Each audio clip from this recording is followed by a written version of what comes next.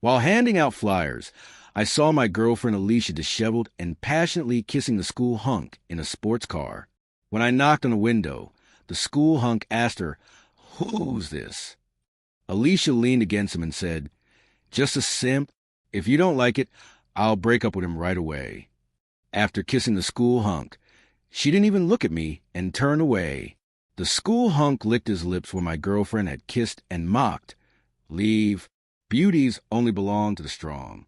I asked, "I don't care about my girlfriend, but why are you in my car?" The atmosphere became awkward. The school hunk gripped the steering wheel, staring at me dumbfounded. "What do you mean, your car?" he replied. "This is my car," I said. I opened the glove compartment and took out the registration. "Look, it has my name on it. Why are you in my car? Are you stealing it? I'll call the police right now." The school hunk turned red, hurriedly got out of the car, and whispered to me, "Don't call the police. My dad's a mechanic. I saw this car look nice and borrowed it for a spin. Please don't call the police." I widened my eyes and loudly said, "You call this borrowing? This is theft. Can repair shops steal cars for maintenance?" The school hunk lowered his head and whispered, "Bro, I'm sorry." I sighed, "Don't get familiar. Let me check the car's condition first." He didn't dare speak, and I soon found a dent on the hood. I said angrily, "What's this about?" The school hunk panicked and quickly said, "It's not my fault. Your girlfriend insisted on sitting on the hood to take selfies and posted a bunch of provocative photos on her moments. That's the evidence." I checked my phone and saw nothing. The school hunk quickly showed me his phone. It turned out Alicia had blocked me. Looking at her WeChat moments, I toothed. Such bold photos. "Fine, you can go back. I'll keep these photos as evidence. You both prepare for a court summons." The school hunk was stunned and whispered, "Bro, will it cost a lot?" I said, "About 100,000. In an instant, his face turned pale. The school hunk hurriedly said, "But it was her who damaged it. Do I have to pay too?" I rolled my eyes. "Don't you understand the law? You're both responsible. Your dad's work this year is for nothing." The proud school hunk burst into tears. "That stupid girl. I told her this is carbon fiber. Only high-end sports cars have it. The hotter it gets, the harder it becomes. But she couldn't wait for the car to warm up and just sat on it for selfies. My parents worked so hard, and now we're screwed because of her." Impatient, I got into my car and called someone to assess the damage. I wasn't interested in watching him cry. The school hunk wiped his tears and wailed, "How come you're the rich one? Your girlfriend said you work multiple jobs, handing out flyers." I said, "I don't work. I hand out flyers, but those stores are mine." I wasn't lying.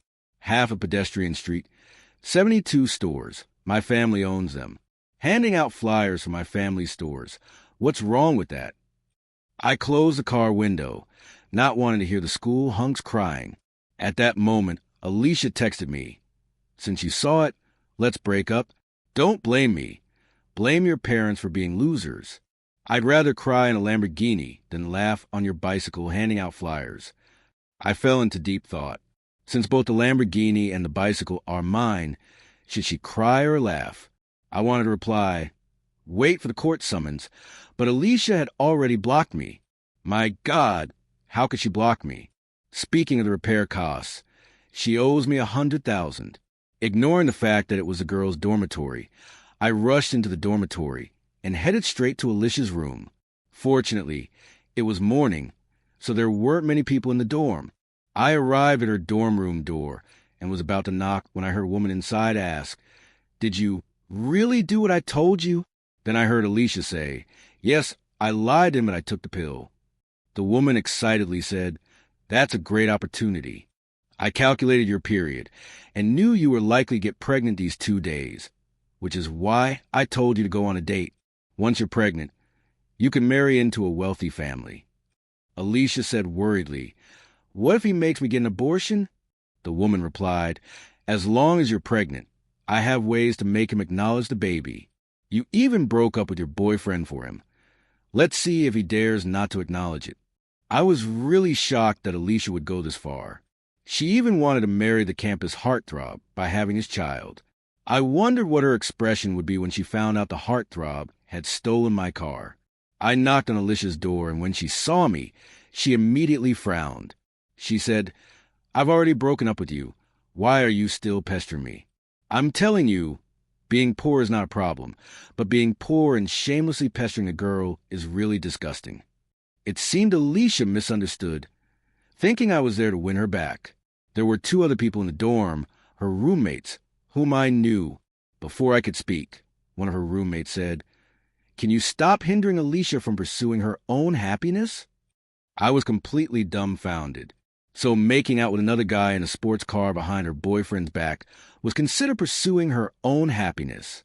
I knew this roommate. She was Alicia's best friend, Eva, the one who had just urged Alicia to get pregnant. When I first started dating Alicia, she often made sarcastic remarks, saying things like a man's love for a girl depends on how much money he spends on her. Because of Eva's instigation, I had given Alicia many gifts. Now I was here to get those gifts back. I said, "We can break up, but the phone you are using is mine. You should return it to me." I didn't mention that the sports car was mine. Knowing Alicia's personality, she might shamelessly cling to me. So I had to get my things back first. Alicia immediately frowned and said coldly, "So you're such a petty person. Can't you consider my feelings?" I was speechless. It's not that I'm petty, but you've already wronged me. Why should I care about your feelings? Eva suddenly covered her mouth and laughed. She said, "Can't you see through this poor man's trick? Asking you to return the gift is a pretense. He really wants to make things difficult for you because he can't bear the breakup." Alicia sneered. "So that's it. You think if I can't bear to return the gift, I won't break up with you, right? Have you forgotten my current man is very rich?" She raised her head proudly, and Eva added fuel to the fire. "Don't be afraid, sis. I just checked. The Heartthrob's Lamborghini costs millions. Buying you a new phone is nothing to him." Alicia laughed and said, "I can return the phone, but let me make one last call. I'll show you why I broke up with you, because the gap between you and a rich man is so wide that you'll never bridge in your lifetime." I wondered if the rich man she was talking about was a heartthrob. I remember when I sent the car to the heartthrob's house for maintenance, his dad sighed and said making money was tough these days, and what they earned wasn't enough to pay the rent. Alicia made a call, and Eva quickly said, "Put on speaker so he can hear. Let him know the gap between himself and others." Alicia nodded and, seemingly to show off, put the call on speaker. As soon as the call connected, she said pitifully, "Brother, my boyfriend came to break up with me and wants me to return the phone he bought me. Without the phone, how can I contact you in the future?" However, the heartthrob didn't indulge her.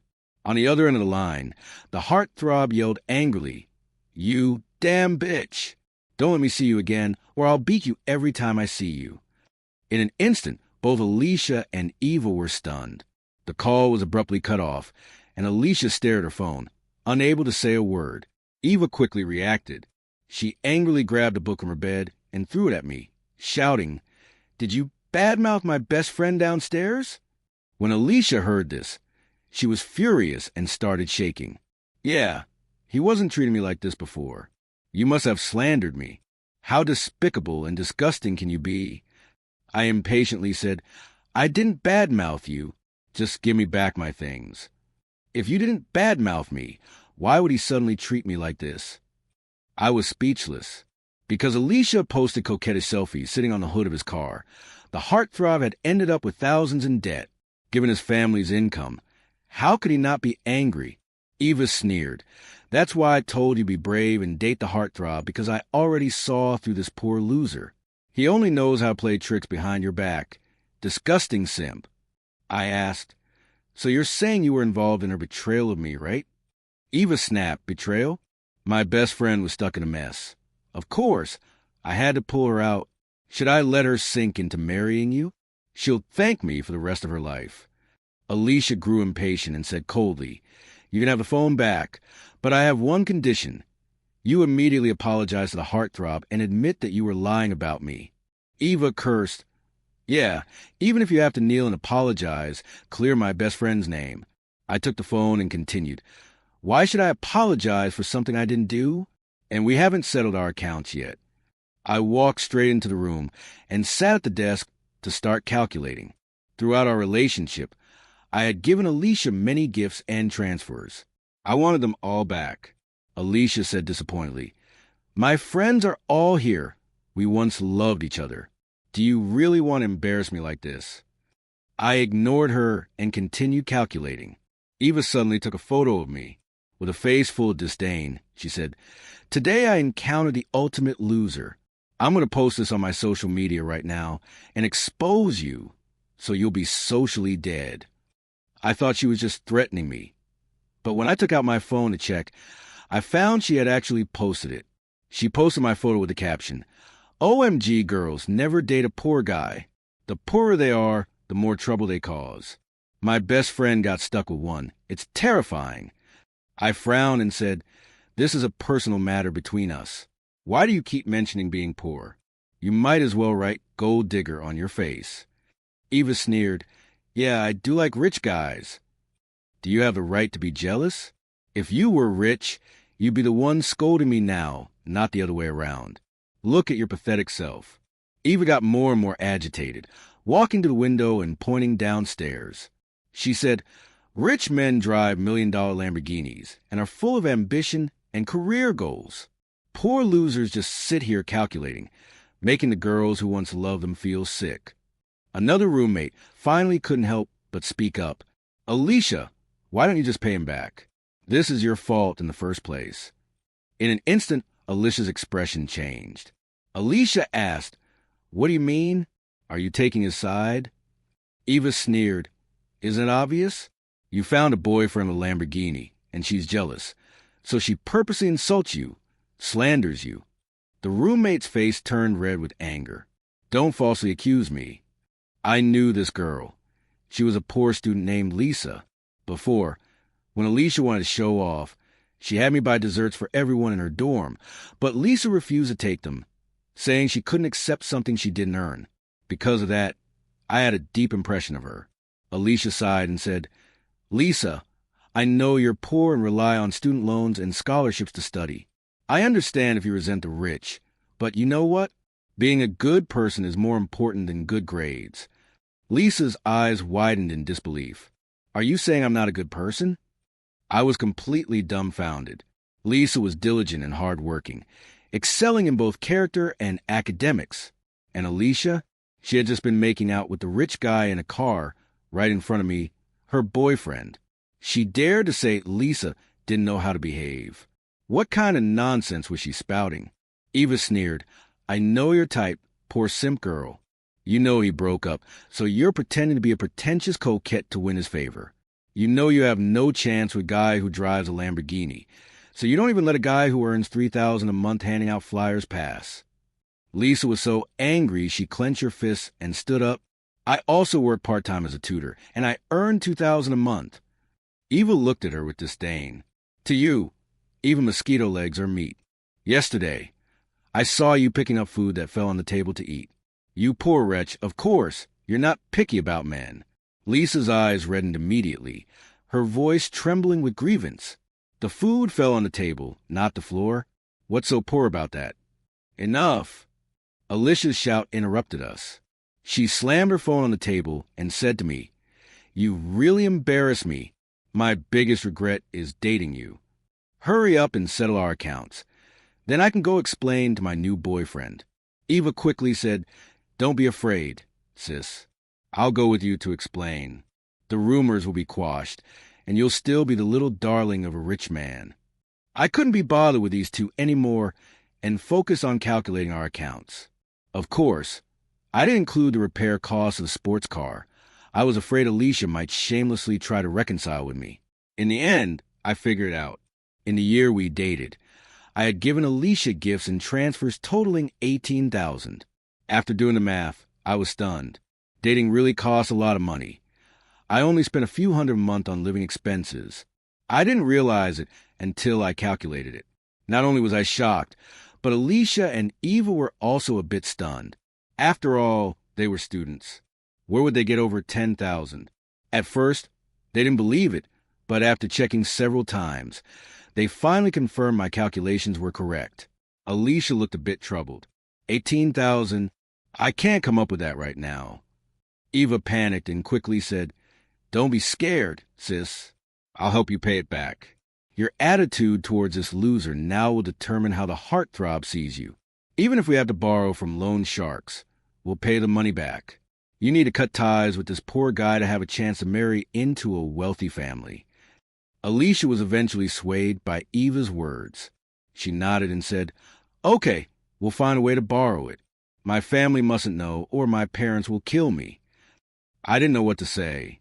If 18,000 would get her killed, what would happen when the nearly 100,000 repair bill for the sports car got sent to her house? Her parents would probably want to grind her bones to dust. Alicia and Eva immediately started contacting people to borrow money. Surprisingly, it was quite easy for them to borrow money. Classmates each gave a few hundred, lending it to Alicia. Even Alicia was amazed at how easily she could get the money. She couldn't help but say, "I have a good reputation. Everyone is willing to lend me money." Eva laughed. "It's because of your selfies on social media. You're sitting in a sports car worth millions. Of course, people are willing to lend you this small amount of money." Alicia suddenly realized. She glanced at me and said, "Do you see that?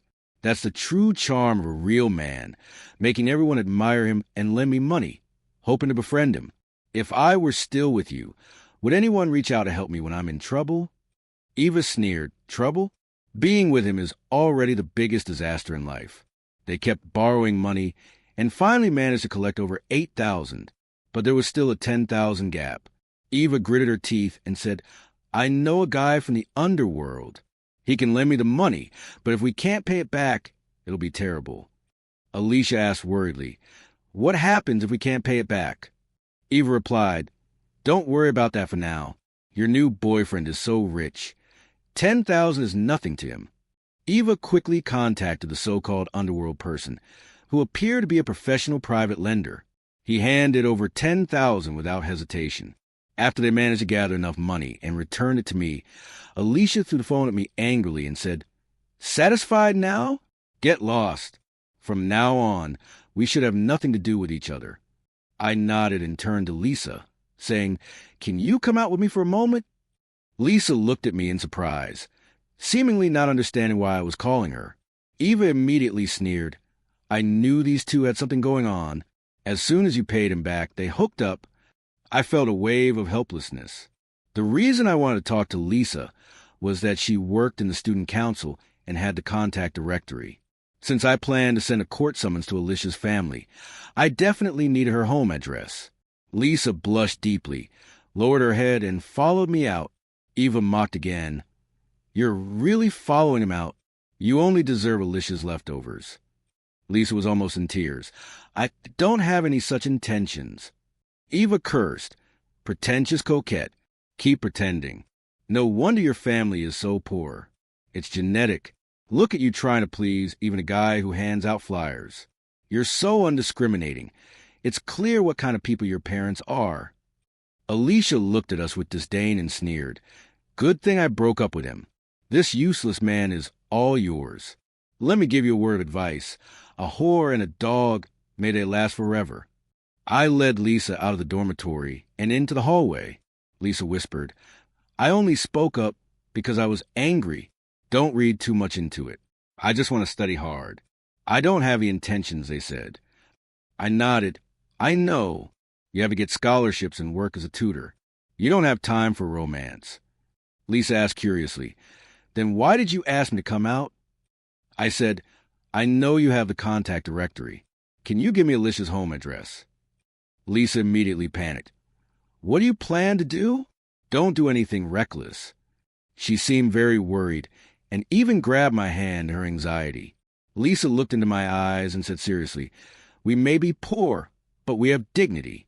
Others are at fault, but don't ruin your future because of their mistakes." The atmosphere grew silent, and I didn't know how to respond. Did this girl think I was planning to go down with Alicia's family? Lisa then realized she had grabbed my hand in her haste. She quickly let go, blushing. "You're hard-working and determined. You deserve a better life." I believe that in 10 years, Alicia will regret her choices. I said, it won't take 10 years. I've already had the dealership assess the damage. If her family lives in the city, she'll regret it soon. Lisa was stunned and asked what I meant. I said the sports car downstairs was mine. She stared at me, dumbfounded. I explained everything to Lisa. She was speechless again. It wasn't until I showed her the car registration that she believed it was true.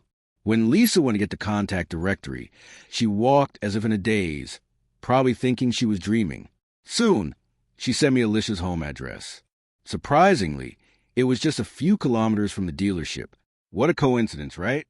I called the dealership, and they told me they'd deliver the damage assessment within 10 minutes. Wait, I suddenly remembered. Alicia had given me back her phone. How would I contact her for debt collection later? I decided to temporarily return the phone to her. I went back to Alicia's dormitory. When she saw me return, she asked irritably, "Why are you back?" I said, "I know you don't have a phone. You can borrow this for a couple of days." Eva immediately clutched her chest, pretending to retch. I'm going to puke. I was right. This simp is doing it on purpose, trying to play this on-again, off-again game with you. Alicia snapped. Do you really take me for a fool? Can you stop pestering me? You're embarrassing me in front of my friends.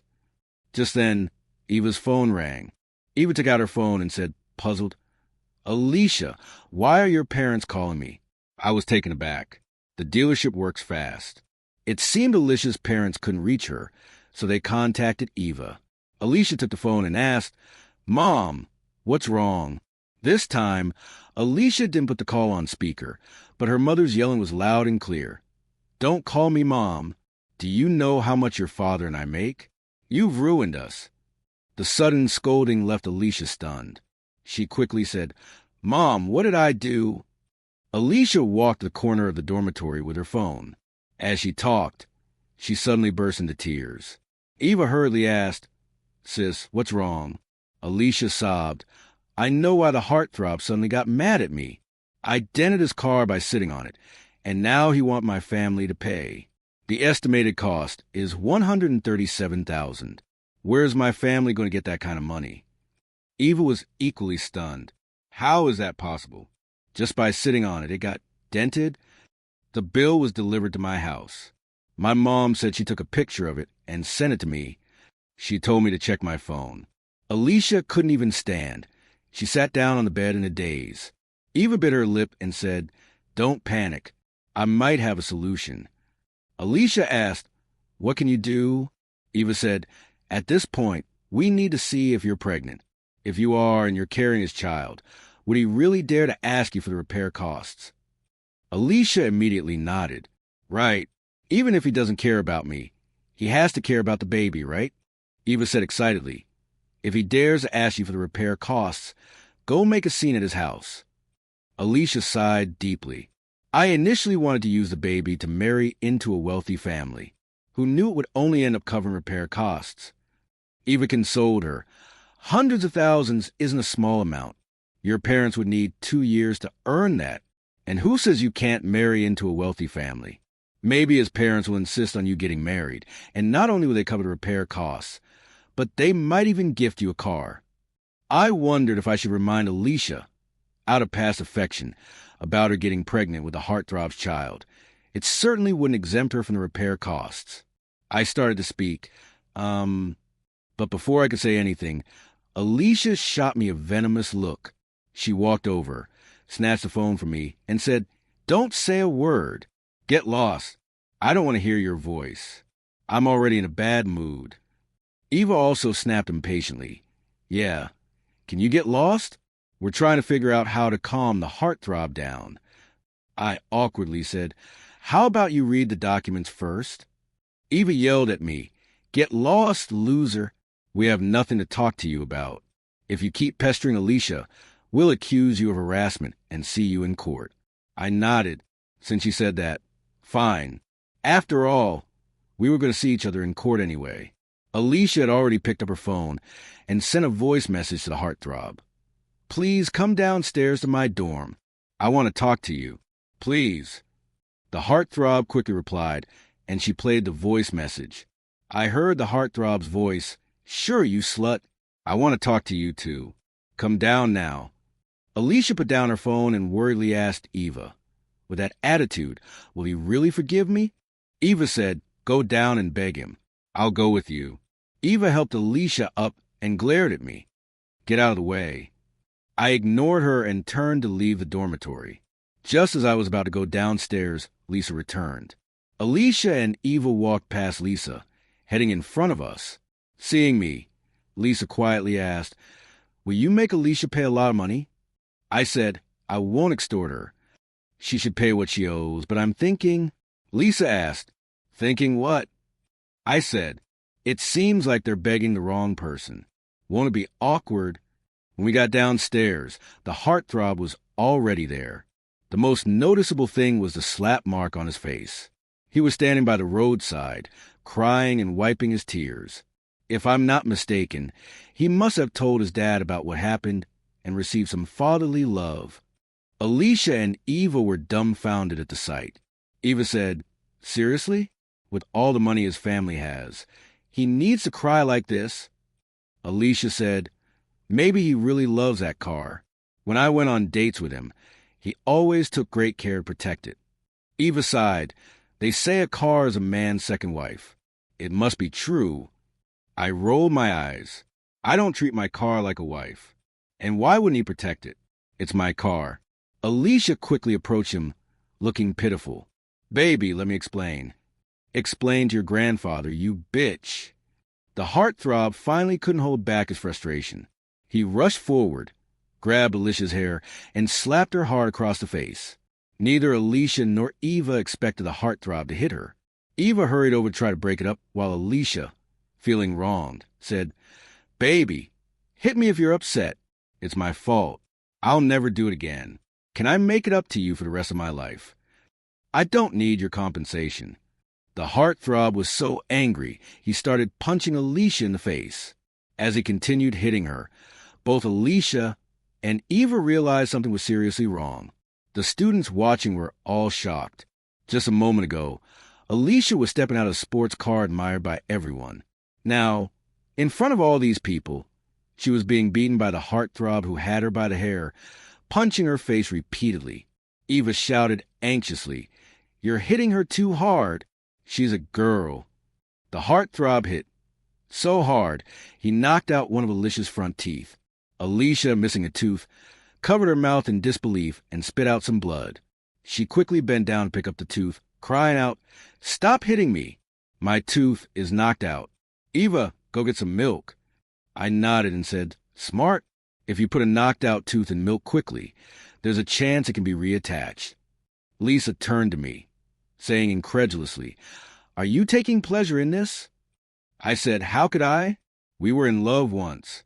Seeing her like this makes me sad too." Lisa asked, "Then why are you smiling?" I said, "I'm just naturally cheerful. People who smile often tend to have good luck." During this beating, Alicia finally remembered me. Covering her mouth, Alicia cried out to me, "You're really not a man. Look at how badly I've been beaten, and you still won't help me." I replied seriously, "You just told me not to harass you, or we'd meet in court." The heartthrob, who seemed overwhelmed earlier, finally noticed me when I spoke. He let go of Alicia and walked toward me. Eva quickly said, "Heartthrob, I know you're upset, but do you know how much Alicia has suffered for you?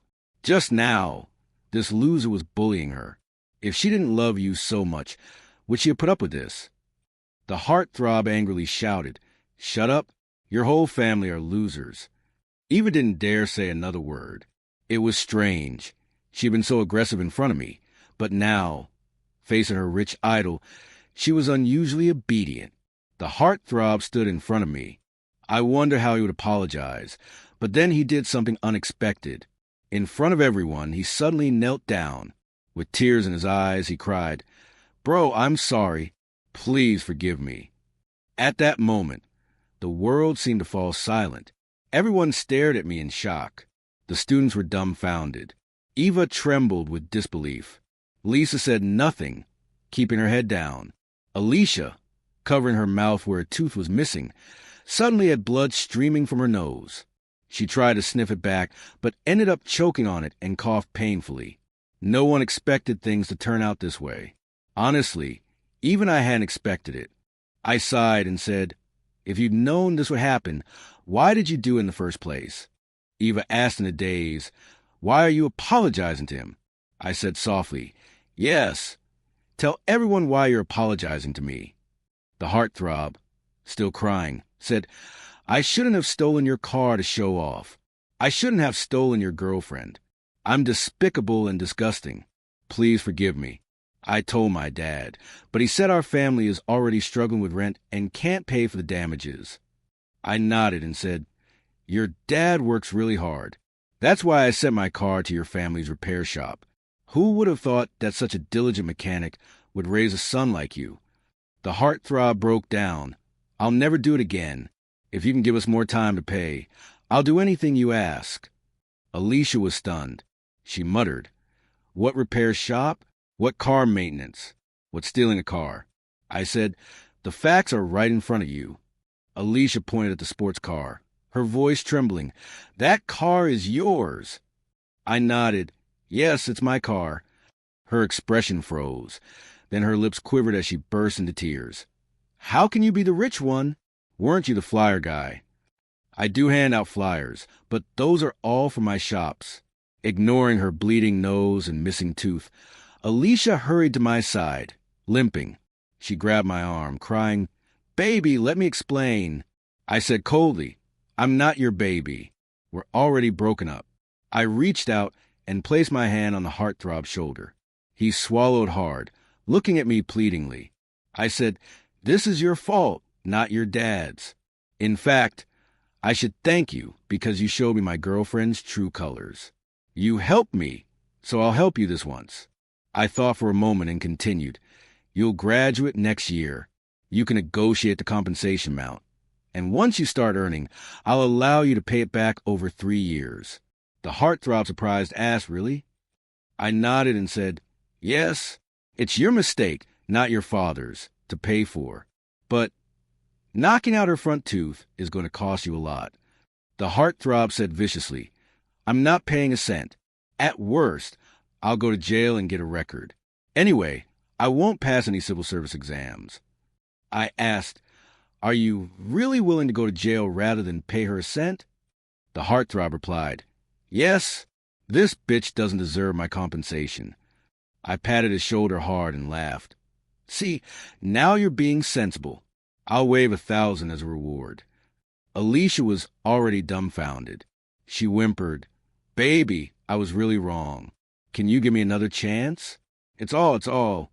She turned around quickly and pointed at Eva, cursing, "It's all because of this bitch."